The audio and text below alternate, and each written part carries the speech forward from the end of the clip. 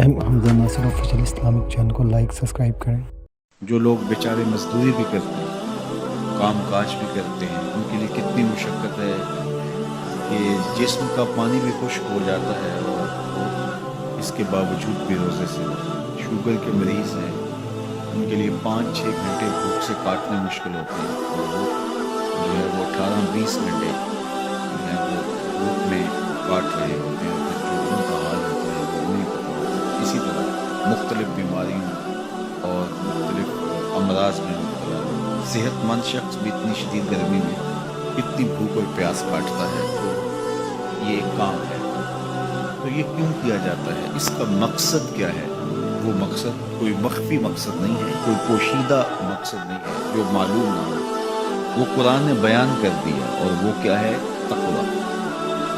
تمہیں روزہ اس لیے دیا گیا ہے تاکہ تم بھوک پیاس کاٹنے کے بعد اس نتیجے پہ پہنچو کہ تمہیں اتقاء کی دولت نصیب۔ تو میں اور آپ 20 روزے گزار چکے ہیں، اب 21ویں روزے میں داخل ہو چکے ہیں۔ ہمیں ضرور اپنا جائزہ لینا چاہیے کہ کیا ہمیں مقصود کا کچھ حصہ نصیب ہوا ہے۔ اگر ہوا ہے تو ہمیں مبارک ہو، اور اگر نہیں تو ابھی موقع ہاتھ سے نہیں گیا، ابھی 10 دن ہمارے پاس باقی ہیں۔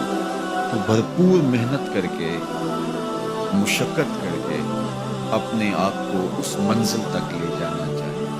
بعض کا ایسا ہوتا ہے کہ برتن کے پیندے میں سوراخ ہوتا ہے اور آپ اوپر سے پانی ڈالتے رہتے اور نیچے سے وہ بہہ جاتا ہے، تو آپ سارا دن بھی اس کے اندر پانی ڈالتے رہیں تو اس میں جمع نہیں ہو پاتا، کیونکہ اس کا پیندہ جو ہے وہ سوراخ ہے۔ تو اگر ہم بھوک اور پیاس کاٹتے رہیں، کوئی نتیجہ نہ پیدا ہو رہا ہو، تو پھر ہمیں دیکھنا ہوگا کہ کہیں کوئی ایسا سکم تو نہیں ہے کہ جس سے ہمارا عمل جو ہے وہ پانی کی طرح بہہ رہا اور ضائع ہو رہا ہے اور اندر کچھ بھی نہیں ٹھہر رہا۔ اور روزے میں اللہ تعالیٰ ہمیں ایک موقع دیتا ہے ہم اپنے آپ پہ غور کریں۔ دیکھیے، میں اور آپ یہ کہتے ہیں کہ یہ جو اعمال بد ہیں یہ شیطان کی وجہ سے۔ شیطان ایک ایسا مکار، ایک ایسا زیرک، ایک ایسا چالاک دشمن ہے کہ جو ہمیں چاروں طرف سے حملہ آور ہے۔ یہ چمکھی لڑائی ہے شیطان کے ساتھ۔ اس نے کہا میں دائیں سے آؤں گا، بائیں سے آؤں گا، آگے سے آؤں گا، پیچھے سے آؤں گا، وہ کسی نہ کسی طریقے سے آتا ہے۔ اور جب شیاطین جکڑ دیے گئے، اب ہم دیکھیں کہ ہمیں جو بہکاتا تھا، ہمارے ساتھ مکر اور چالاکی کے ساتھ ہمیں راہ مستقیم سے ہٹانے کی کوشش میں لگا ہوا تھا، اب وہ تو جکڑ دیا گیا، اور ہم اس کے باوجود بھی گناہ کی زندگی میں کیوں ہیں؟ یہ میرے لیے اور آپ کے لیے ایک سوچنے کی بات ہے کہ جو چیز ہمارے بہکاوے کا سبب تھی وہ تو اب نہیں رہی، وہ تو جکڑ دی گئی، اور یہ پکی اور طے شدہ بات ہے کہ وہ واقعتاً جکڑ دیا گیا۔ اب ہم اس کے باوجود کیوں گناہوں بھری زندگی بسر کرتے ہیں؟ تو ایک ہمارے لیے یہ سوچنے کا موقع ہے، کیا شیطان کی مسلسل صحبت کے نتیجے میں کہیں ہم خود ہی شیطان صرف تو نہیں ہو گئے کہ شیطان بند بھی کیا ہے، اور اس کے باوجود اگر ہم کسی کو دکھ دے رہے ہیں، اس کے باوجود ہم کسی کی غیبت کر رہے ہیں، اس کے باوجود ہم کسی پہ ظلم کر رہے ہیں، اس کے باوجود اگر ہم رزق حلال کی بجائے رزق حرام اکٹھا کر رہے ہیں، تو پھر ہمیں دیکھنا ہوگا کہ کہیں ایسا تو نہیں ہے کہ شیطان کی مسلسل صحبت کی وجہ سے اس کی صفتیں ہمارے اندر تو پیدا نہیں ہوگی، اس نے ہمیں اپنے رنگ کے اندر رنگ تو نہیں دیا، شیطان کی وجہ سے ہم اتنے شیطان وصف ہو گئے، شیطان صفت بن گئے کہ شیطان رخصت بھی ہو چکا، جکڑا بھی گیا،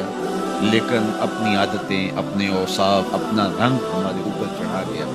ہم جہاں تھے اور وہیں کے وہیں کھڑے ہیں، اور ماہ سیام ہر سال آتا ہے اور گزر جاتا ہے، اور ہم جہاں ہوتے ہیں پھر وہیں کے وہیں ہوتے ہیں۔ بہت سارے لوگ جو ہیں وہ تو 5 گانہ نماز بھی پڑھنے لگ جاتے ہیں، لیکن رمضان المبارک کے بعد عید کے دن بھی فجر کی نماز چھوڑ دیتے ہیں، اور پھر اس کے بعد نمازوں کا تسلسل۔ تو اس کی مثال بیان فرمائی کہ اس خاتون کی طرح جو سارا دن سود کاٹتی تھی اور شام کو اپنے ہاتھ سے اس کاتے ہوئے سود کو توڑ دیتی تھی۔ تو कुरान ने कहा तुम उस औरत की तरह ना हो जाओ जो अपने हाथ से काटती है और फिर शाम को उसको तोड़ के रेजा रेजा करते हो। तो जो भी नसीब हो, थोड़ा नसीब हो, लेकिन अगर पेंदे में सुराख नहीं है तो एक एक कतरा भी रोज पड़ेगा तो एक दिन बर्तन भर जाएगा। और पेंदे में अगर सुराख है तो जितना मर्जी डालते रहोगे एक कतरा भी उसके अंदर नहीं रुक पाएगा। तो सबसे पहले हमें अपने आप को महफूज करना होगा, वो बुराई के रास्ते बंद करने होंगे और अपने मन की सफाई और सुथराई के लिए कोशिश होना पड़ेगा। तो ये रमज़ान हमें सिखाता है, माह सियाम हमें बताता है कि हम किस तरह अपने आप को बचा सकते हैं। Hamza Nasir official Islamic channel को लाइक सब्सक्राइब करें।